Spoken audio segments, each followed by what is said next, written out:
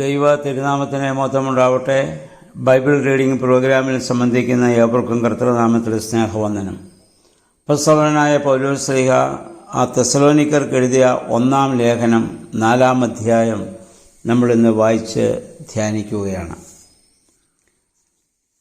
ഇവിടെ പൗലോസ് ശ്ലീഹ ക്രൈസ്തവ ജീവിതം എങ്ങനെയായിരിക്കണമെന്നും ദൈവത്തിൻ്റെ ആ പ്രീതി അഥവാ അനുഗ്രഹം സമ്പാദിക്കുവാനുള്ള മാർഗങ്ങളും ഞങ്ങളിൽ നിന്നും ഞങ്ങളുടെ വാക്കുകളിൽ നിന്നും നിങ്ങൾ കേട്ടത് അനുസരിച്ച് നിങ്ങൾ ജീവിച്ചു കൊള്ളണമെന്ന് തെസ്സലോനിക്ക സഭയോട് അദ്ദേഹം ആവശ്യപ്പെടുന്നു.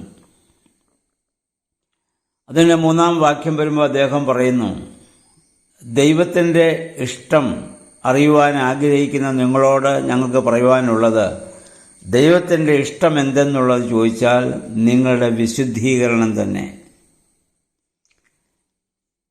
വ്യക്തിപരമായ ഓരോ വ്യക്തിയുടെയും വിശുദ്ധീകരണമാണ് ദൈവം ആത്യന്തികമായി ആഗ്രഹിക്കുന്നത്. യോഹന്നാൻ്റെ ആ സുവിശേഷം 6-ാം അധ്യായത്തിൻ്റെ 40-ാം വാക്യത്തിൽ യേശു പറഞ്ഞു, പുത്രനെ നോക്കിക്കൊണ്ട് അവനിൽ വിശ്വസിക്കുന്ന ഏവനും നിത്യജീവനുണ്ടാകണമെന്നാകുന്നു എൻ്റെ പിതാവിൻ്റെ ഇഷ്ടം. ഞാൻ അവനെ ഒടുക്കത്തെ നാളിൽ ഉയർത്തെഴുന്നേൽപ്പിക്കും. നമുക്ക് നിത്യജീവനുണ്ടാകുന്നത് വിശുദ്ധീകരണത്തിലൂടെയാണല്ലോ. ആ വിശുദ്ധീകരണം ഉണ്ടാവുക, അങ്ങനെ നമ്മൾ നിത്യജീവൻ അവകാശിയാകുക എന്നുള്ളതാണ് ദൈവത്തിൻ്റെ പിതാവിൻ്റെ ഇഷ്ടം. അപ്പം അതനുസരിച്ച് നമുക്ക് വിശുദ്ധീകരണത്തിൽ ജീവിക്കേണ്ടത് ആവശ്യമാണ്. തെസ്സലോനിക്ക സഭയിൽ അഡൾട്ടറി എന്ന പാപം ഉണ്ടായിരുന്നു. അന്നത്തെ സാമൂഹിക വ്യവസ്ഥയിൽ അത് വലിയ തെറ്റായി മനുഷ്യനത് മനസ്സിലാക്കിയിരുന്നില്ല. അതുകൊണ്ട് പൗലോസ് ശ്ലീഹ അസന്മാർഗികമായ ആ ജീവിതത്തെ അതിൽ നിന്ന് നിങ്ങൾ പൂർണ്ണമായി വിട്ടുമാറണമെന്നുള്ള ഉപദേശമാണ് ഇവർക്ക് കൊടുക്കുന്നത്. അതാണ് നിങ്ങളുടെ വിശുദ്ധി എന്ന് അദ്ദേഹം പറയാനുള്ള കാരണം. വ്യഭിചാരം എന്ന പാപം 3 രീതിയിലാണ് നമുക്ക് പ്രശ്നമുണ്ടാക്കുക. ഒന്ന്, നമ്മുടെ സ്വന്തം ശരീരത്തോടും നമ്മിൽ വസിക്കുന്ന ദൈവാത്മാവിനോടുമുള്ള വലിയ തെറ്റാണത്. 2, നമ്മുടെ സഹോദരനോടുള്ള ഒരു വഞ്ചനയാണത്. 3, സ്വന്തം ഭാര്യയോടോ ഭർത്താവിനോടോ ഉള്ള ഒരു വഞ്ചനയാണത്. അപ്പം അങ്ങനെയുള്ളത് ദൈവം ഒരിക്കലും ക്ഷമിക്കുകയില്ല എന്നുള്ളതാണ്. അപ്പം നമ്മുടെ ശരീരങ്ങളെ വിശുദ്ധമായി നിർമ്മലമായി സൂക്ഷിക്കുവാൻ നാം പഠിക്കേണ്ടതാണ്. കാരണം ദൈവത്തിൻ്റെ ഇഷ്ടം നമ്മുടെ ശുദ്ധീകരണമാണ്. ശുദ്ധീകരണം എന്നാൽ എന്താണ്? ലൗകികവും പാപകരവും ക്രിസ്തു തുല്യമല്ലാത്ത എല്ലാറ്റിൽ നിന്നുമുള്ള വേർപാടാണ്. ഇപ്രകാരമുള്ള എല്ലാ തിന്മകളിൽ നിന്നും നമ്മെ സ്വതന്ത്രരാക്കുവാൻ നാം പഠിക്കേണ്ടതാണ്.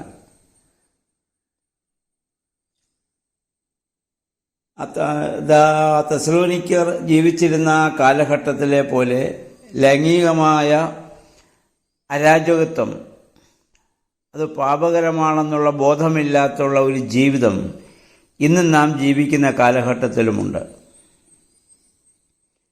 ഇന്ന് യുവജനങ്ങളുടെ ഒക്കെ ഇടയിലും ഈവൻ സുവിശേഷ പ്രവർത്തകരുടെ ഇടയിൽ പോലും നിർഭാഗ്യവശാൽ ഇങ്ങനെയുള്ള അനേക കാര്യങ്ങൾ നടക്കുന്നു എന്നുള്ളത് നമുക്ക് നേരിട്ടുമല്ലാതെയൊക്കെ മനസ്സിലാക്കുവാനായിട്ട് സാധിക്കുന്നുണ്ടല്ലോ. അപ്പം നിങ്ങളുടെ ശരീരത്തെ ഈ വക കാര്യങ്ങളിൽ വിശുദ്ധിയിൽ സൂക്ഷിക്കേണ്ടത് എങ്ങനെയെന്ന് നിങ്ങൾ അറിഞ്ഞിരിക്കണമെന്ന് പൗലോസ് ശ്ലീഹ പറയുന്നു.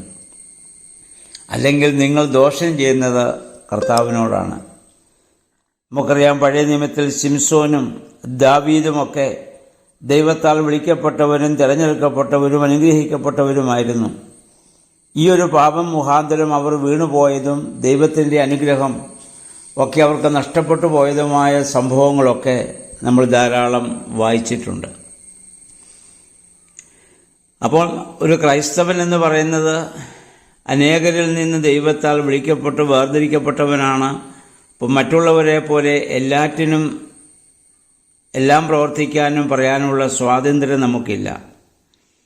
അവൻ ദൈവത്തിൻ്റെ ആ വലിയ പരിധിക്കുള്ളിലാണ്. അവിടെയുള്ള ആനന്ദമാണ് നമ്മൾ അനുഭവിച്ച് അറിയേണ്ടത്. നമുക്കറിയാം, തിന്മ 8-ാം വാക്യത്തിൽ പറയുന്നു, തിന്മ ചെയ്യുന്നവൻ ദൈവ ഇഷ്ടത്തിനും അതിൻ്റെ ക്രമീകരണത്തിനും അനുവാദത്തിനും എതിരായി ചെയ്യുന്നവനാണ്. ആ പ്രവൃത്തിക്കാണ് തിന്മ ചെയ്യുക എന്ന് പറയുക. അപ്പോൾ അവിടെ പൗലോസ്ലീഹ പറയുന്നത്, നിങ്ങൾക്ക് പരിശുദ്ധാത്മാവിനെ നൽകിയ ദൈവം, ആ തെസ്സലോനിക്കർക്ക് എപ്പോഴാണ് ദൈവം പരിശുദ്ധാത്മാവിനെ നൽകിയത്? അവർ സ്നാനമേൽക്കുന്ന സമയത്താണ്. അപ്പോസ്തല പ്രവൃത്തികളിൽ 2-ാം അധ്യായത്തിൻ്റെ 38-ാം വാക്യത്തിൽ കാണാൻ പറ്റും. അന്ന് പത്രോസ്ലീഹ ആദ്യം നടത്തിയ പ്രസംഗമാണ്. നിങ്ങൾ മാനസാന്തരപ്പെട്ട് നിങ്ങളുടെ പാപങ്ങളുടെ മോചനത്തിനായി ഓരോരുത്തൻ യേശുക്രിസ്തുവിൻ്റെ നാമത്തിൽ സ്നാനമേൽപ്പിൻ, എന്നാൽ പരിശുദ്ധാത്മാവെന്ന ദാനം നിങ്ങൾക്ക് ലഭിക്കും.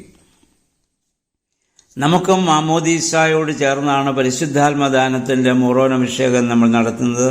അങ്ങനെ പരിശുദ്ധാത്മാവിനെ ദൈവം നമുക്ക് നൽകിയിട്ടുണ്ട്. ആ പരിശുദ്ധാത്മാവ് വസിക്കുന്ന നമ്മുടെ ശരീരം ദൈവത്തിൻ്റെ മന്ദിരമാണ്, ആലയമാണെന്ന് ഇതിനു മുമ്പ് പൗലോസ്ലീഹ കൊരിന്ത്യർ ലേഖനത്തിലൊക്കെ പറഞ്ഞ് നമ്മൾ വായിച്ചതാണ്. അപ്പോൾ ആ മന്ദിരമാകുന്ന ശരീരത്തെ ആരോഗ്യത്തോടെ കാത്തുപരിപാലിക്കുന്ന പോലെ തന്നെ വിശുദ്ധിയോടും കാത്തുപരിപാലിക്കാനുള്ള ഉത്തരവാദിത്വം ഇത് നമുക്കുണ്ട്. ഇനി 9 മുതൽ 12 വരെയുള്ള വാക്യങ്ങളിൽ പരസ്പര സ്നേഹം, സമാധാന ജീവിതം, ഓരോരുത്തർ ചെയ്യുന്ന ആ ജോലിയുടെ മാഹാത്മ്യം, അതൊക്കെ ഗ്രഹിച്ചുകൊണ്ട് നിങ്ങൾ ജീവിക്കണമെന്ന് പൗലോസ്ലീഹ ഇവിടെ ആഹ്വാനം ചെയ്യുന്നു. ഇനി 13 മുതൽ 18 വരെയുള്ള വാക്യങ്ങളിൽ മരണാനന്തര ജീവിതത്തെക്കുറിച്ചുള്ള വലിയ പ്രത്യാശയാണ്. അന്ന് ആളുകൾക്കിടയിൽ വലിയ സംശയമുണ്ടായിരുന്നു, ഒരു വിശ്വാസി മരിച്ചു കഴിയുമ്പോൾ എന്താണ് സംഭവിക്കുക, അവരുടെ ഇപ്പോഴത്തെ അവസ്ഥ എന്ത്, കർത്താവ് വരുമ്പോൾ അവർക്കെന്താണ് സംഭവിക്കുക എന്നൊക്കെയുള്ള സംശയങ്ങളുണ്ട്. അതിന് പൗലോസ്ലീഹ കൊടുക്കുന്ന ഒരു വലിയ സംശയ നിവാരണമായി ഈ ഭാഗത്ത് നമുക്ക് കാണാവുന്നതാണ്. അദ്ദേഹത്തിൻ്റെ ഇതനുസരിച്ച് മരണമെന്ന് പറയുന്നത് നശ്വരമായ നമ്മുടെ ശരീരത്തിൽ നിന്നുള്ള അനശ്വരമായ ആത്മാവിൻ്റെ താൽക്കാലികമായ ഒരു വേർപാട് മാത്രമാണ്. ഇപ്പോൾ നമ്മുടെ കർത്താവ് ശരീരത്തിൽ മരിച്ചു, എന്നിട്ട് പുനരുത്ഥാനം ചെയ്ത് വിശ്വാസികൾക്ക് പുനരുത്ഥാനമുണ്ടാകുമെന്ന് തൻ്റെ ജീവിതത്തിലൂടെ നമുക്ക് കാണിച്ചു തന്നു. ഇപ്പോൾ കർത്താവിൽ വിശ്വസിച്ച് ആശ്രയിച്ച് നിദ്ര പ്രാപിക്കുന്നവർ കർത്താവിനോടുകൂടെയാണ് എന്ന് നമ്മൾ ഓർക്കേണ്ടതാണ്. ഇവിടെ നിദ്ര എന്നൊരു വാക്ക് ഉപയോഗിച്ചിട്ടുള്ളത് കൊണ്ട് പലരും ഇതിനെ തെറ്റിദ്ധരിക്കുന്നുണ്ട്. നമ്മൾ ഉറങ്ങുമ്പോൾ നമ്മളൊന്നും അറിയുന്നില്ല, ഇപ്പം മരിച്ചവരൊന്നും അറിയുന്നില്ല എന്ന് പറയാറുണ്ട്.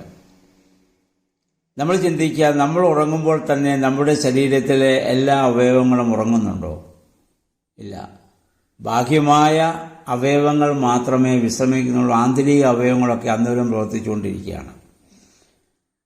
നമ്മൾ ഉറങ്ങുമ്പോൾ നമ്മുടെ കയ്യ്, കാല്, കണ്ണ് അല്ലെങ്കിൽ ചെവി ഇതെല്ലാം ഇങ്ങനെ ഒരേ സമയത്ത് വിശ്രമിക്കുന്നു. അതേസമയം എന്താ സംഭവിക്കുക? നമ്മുടെ തലച്ചോറ് വിശ്രമിക്കുന്നുണ്ടോ?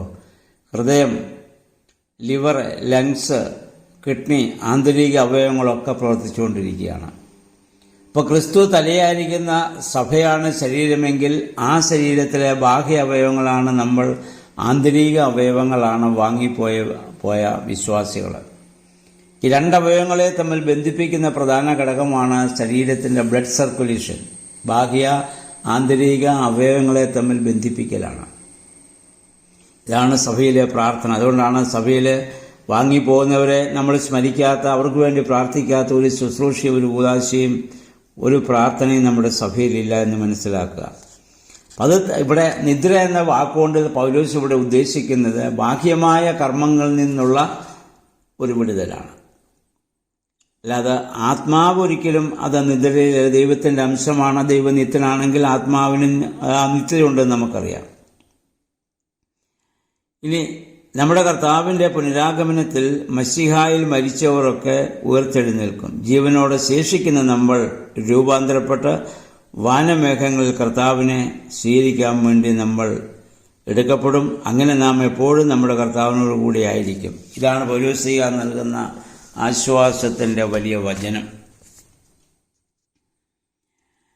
അദ്ദേഹം പറഞ്ഞു, യേശു മരിക്കുകയും ജീവിച്ചെഴുന്നേൽക്കുകയും ചെയ്തതുപോലെ ക്രിസ്തുവിൽ മരിച്ചവരും ഉയർത്തെഴുന്നേൽക്കും.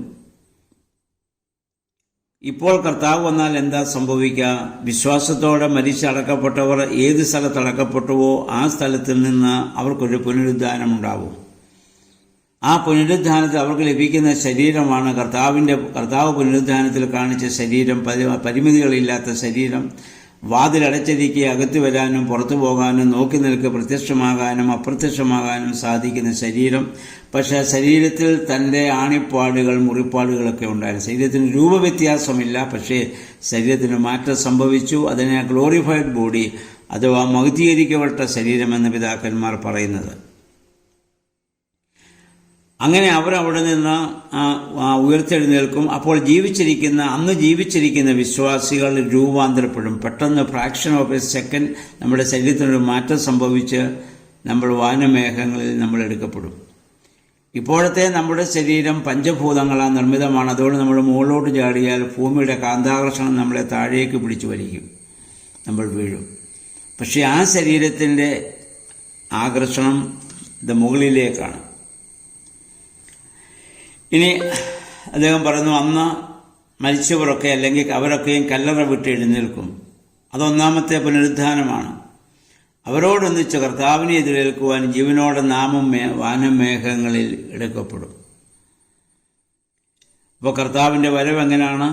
ഗംഭീരനാദത്തോടും ദൈവത്തിൻ്റെ കാഹളത്തോടും കൂടെ ആയിരിക്കും. അപ്പോഴാണ് എല്ലാ വിശുദ്ധരും കർത്താവിനെ എതിരേൽക്കുവാൻ മേഘങ്ങളിൽ എടുക്കപ്പെടുന്നത്. കർത്താവ് തൻ്റെ രണ്ടാമത്തെ വരവിനെക്കുറിച്ച് ശിഷ്യന്മാരോട് സംസാരിച്ച വേളയിൽ ഇക്കാര്യങ്ങളെക്കുറിച്ച് കർത്താവ് അന്നും അവരോട് പറഞ്ഞിട്ടുണ്ട്. മത്തായിയുടെ സുവിശേഷം 24-26 വാക്യങ്ങളും മർക്കോസിന്റെ സുവിശേഷം 13-ാം അധ്യായത്തിലൊക്കെ നമുക്കിത് കാണാൻ പറ്റും. കർത്താവ് പറഞ്ഞു, ഇതാ അവൻ ഇവിടെയെന്നോ അവിടെന്നോ പറഞ്ഞാൽ നിങ്ങളത് വിശ്വസിക്കരുത്. കാരണം ഇന്ന് പല ആളുകളും വിശ്വസിക്കുന്ന പോലെ കർത്താവിൻ്റെ വരവ് ഒരു രഹസ്യമായ വരവല്ല. കാഹളനാദത്തോടും ഗംഭീരനാദത്തോടും കൂടി തന്നെയാണ് കർത്താവിൻ്റെ വരവ്. മിന്നൽ കിഴക്ക് നിന്ന് പടിഞ്ഞാറോളം പ്രകാശിക്കുന്ന പോലെ ആയിരിക്കുമെന്ന് മത്തായിയുടെ സുവിശേഷം 24-ാം അധ്യായത്തിൽ നമ്മൾ അത് വായിക്കുന്നുമുണ്ട്. എപ്പോഴായിരിക്കും കർത്താവിൻ്റെ വരവ് സംഭവിക്കുക? അതിൻ്റെ ഉത്തരം കർത്താവ് തന്നെ നൽകിയിട്ടുണ്ട്. മത്തായിയുടെ സുവിശേഷം 24-29 കഷ്ടത്തിൻ്റെ ഒരു വലിയ നാളുകൾ വരും, അതിന് ശേഷമാണ്. അപ്പോൾ അതുകൊണ്ട് ആ സമയത്തിന് വേണ്ടി നമ്മൾ പ്രതീക്ഷയോടെ കാത്തിരിക്കുകയാണ്. വാങ്ങിപ്പോയ എല്ലാ വിശ്വാസികളും അതിനുവേണ്ടി അവർ പ്രതീക്ഷയോടെ കാത്തിരിക്കുന്നു. ജീവിച്ചിരിക്കുന്ന വിശ്വാസികളും ആ രണ്ടാമത്തെ വരവിന് വേണ്ടി കാത്തിരിക്കുന്നു. കർത്താവിൻ്റെ വരവ് സംഭവിക്കും. അതെപ്പോഴെന്ന് അതിൻ്റെ സമയം നിശ്ചയിക്കുന്നത് ദൈവമാണ്. അതുകൊണ്ട് മാനുഷികമായ കലണ്ടറുകൾക്കോ കണക്കുകൾക്കോ വിധേയമായിട്ടല്ല ദൈവത്തിൻ്റെ പ്രവർത്തനമെന്ന് നമ്മൾ മനസ്സിലാക്കുക. അതുകൊണ്ട് 1 പത്രോസ് 2 പത്രോസ് 3-ാം അധ്യായത്തിൽ നമ്മൾ നേരത്തെ ചിന്തിച്ചിട്ടുള്ളതാണ്. ആദിമസഭയിൽ ഈ തർക്കമുണ്ടായപ്പോൾ, സംശയമുണ്ടായപ്പോൾ പത്രോസ്ലീഹ വിശ്വാസികളെ പ്രബോധിപ്പിച്ചിട്ടുണ്ട്. കർത്താവിൻ്റെ വരവ് എന്തുകൊണ്ട് താമസിക്കുന്നു? നാം എല്ലാവരും മാനസാന്തരപ്പെടാൻ വേണ്ടിയാണ്. ലോകം മുഴുവൻ മാനസാന്തരപ്പെടാൻ വേണ്ടി ദൈവം ദീർഘക്ഷമയോടെ കാത്തിരിക്കുകയാണ്. ദൈവത്തിന് ഒരു ദിവസം 1000 സംവത്സരം പോലെയും 1000 സംവത്സരം ഒരു ദിവസം പോലെയും ആകാം. അത് ഏതാണെന്നുള്ളത് നിശ്ചയിക്കുന്ന ദൈവം മാത്രമാണ്, നമ്മളല്ല. അതുകൊണ്ട് വാങ്ങിപ്പോയവരെക്കുറിച്ചുള്ള പൗലോസിൻ്റെ വലിയ പ്രത്യാശയും 3-ാം സ്വർഗത്തോളം എടുക്കപ്പെട്ട ആ പ്രതീക്ഷയുടെ അവസ്ഥയിൽ പോയിട്ട് തിരിച്ചു വന്ന ആളാണല്ലോ അദ്ദേഹം പറയുന്ന വാക്കുകളെ നമുക്ക് പൂർണ്ണമായിട്ട് വിശ്വസിക്കാം. ആ കർത്താവിൻ്റെ വരവിന് വേണ്ടി നമ്മളെ തന്നെ നമുക്ക് ഒരുക്കാം. നമ്മൾ പുതുക്കപ്പെടുന്ന പരിശുദ്ധാത്മാവിനാൽ നമ്മെ തന്നെ അതിന് നമുക്ക് സജ്ജീകരിക്കാം. ദൈവം നമ്മെ സഹായിക്കട്ടെ. എല്ലാവർക്കും നല്ലൊരു ശുഭദിനം ആശംസിക്കുന്നു.